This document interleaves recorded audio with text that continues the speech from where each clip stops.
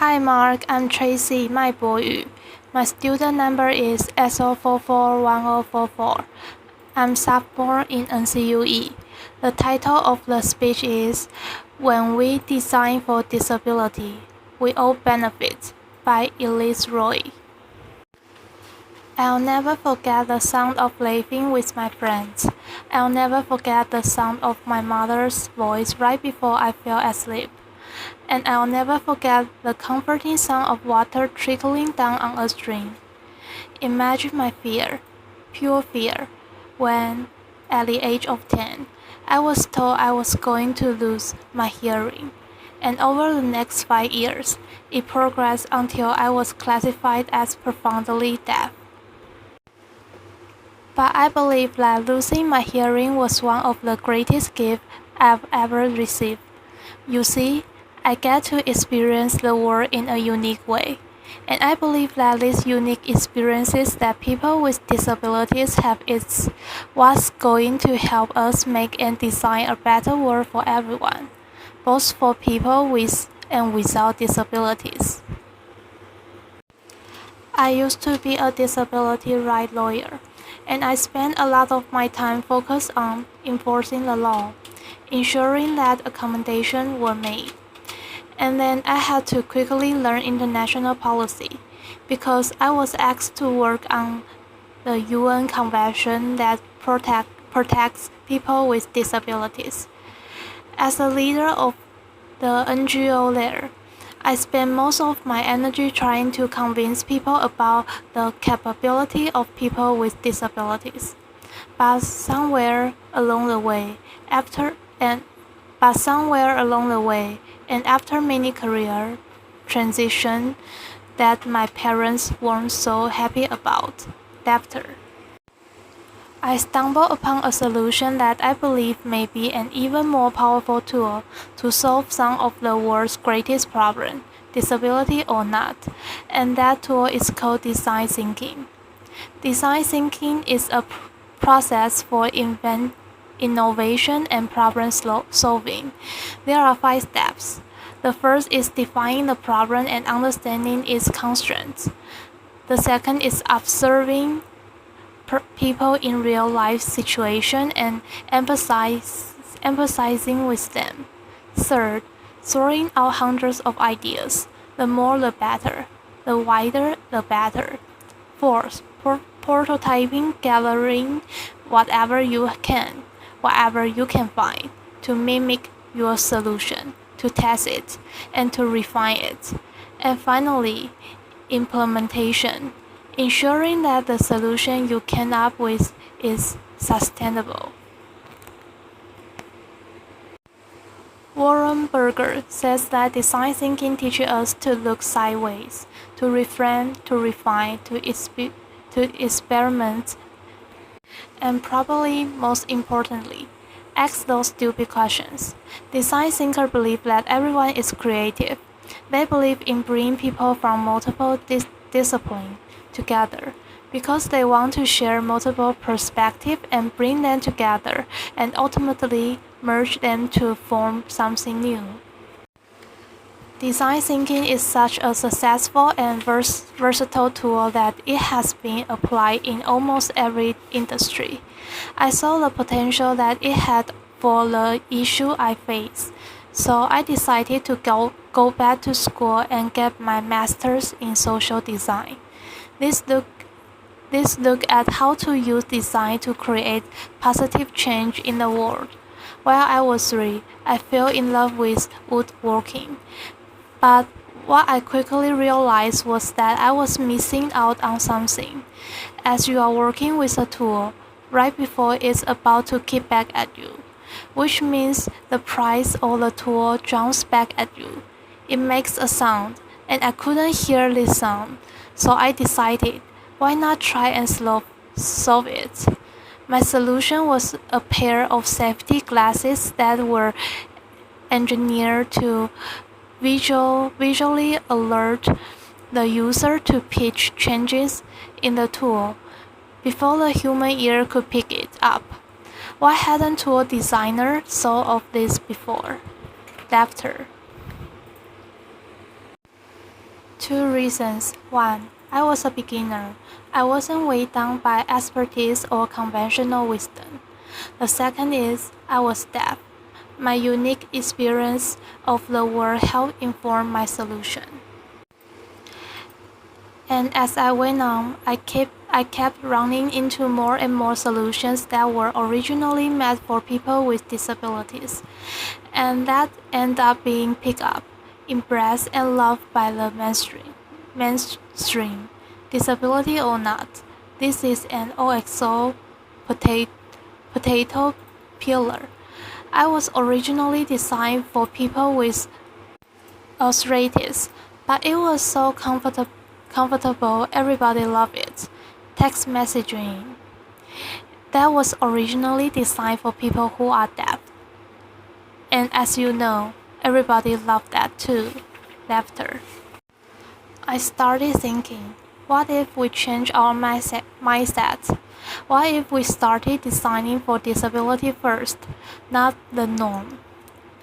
As you see, when we design for disability first, we often stumble upon solutions that are not only inclusive, but also are often better than when we design for the norm. And this excites me, because this means that the energy it takes to accommodate someone with a disability can be leveraged, molded, and played with as a force for creative and innovation. This moves us from the mindset of trying to change the hearts and the deficiencies mindset of tolerance to becoming an alchemist, the type of magician that this world so desperately needs to solve some of its greatest problems. Now, I also believe that people with disability have great potential to be designers within this design thinking process. Without knowing it, from a very early age, I've been a design thinker, fine-tuning my skill. Design thinkers are, by nature, problem solvers. So imagine listening to a conversation and only understand 50% of what is said. You can't ask them to repeat every single word. They would just get frustrated with you. So without even realizing it, my solution was to take the muffled sound I heard, that was the beat, and turn it into reason and place it with the lips I read. Years later, someone commented that my writing had a reason to it. Well, this is because I experienced conversation as reason. I also became really good at feeling laughter. Quite literally, my first semester in Spanish, I got a D. But what I learned was that when I picked myself up and changed a few things around, eventually, I succeeded. Similarly, design thinking encourages people to fail and fail often, because eventually, you will succeed. Very few great innovations in this world have come from someone succeeding on the first try. I also experienced this lesson in sports. I'll never forget my coach saying to my mom, if she just didn't have her hearing loss, she would be on the national team. But what my coach, and what I didn't even know at the time, was that my hearing loss actually helped me excel at sports. You see, when you lose your hearing, not only do you adapt your behavior, but you also adapt your physical sense. One example of this is that my visual attention span increased. Imagine a soccer player coming down the left flank. Imagine being goalkeeper, like I was, and the ball is coming down the left flank. A person with normal hearing would have the visual perspective of this. I had the benefit of a spectrum this wide, so I picked up the player over there that were moving about and coming down the field, and I picked them up quicker, so that if the ball was passed, I could reposition myself and be ready for that shoot. So as you can see, I've been a design thinker for nearly all my life. My observation skills have been honed so that I pick up on things that others would never keep up on. My constant need to adapt has made me a great ideator and problem solver. And I've often had to do this within limitations and constraints. This is something that designers also have to deal with frequently. My work most recently took me to Haiti. Design thinkers often seek out extreme situations because that often informs some of their best designs. In Haiti, it was like a perfect storm. I live and work with 300 deaf individuals that were relocated after the 2010 earthquake. But 5.5 years later, there still was no electricity. There still was no safe drinking water. There was still no job opportunities. There was still rampant crime. And it went unpunished.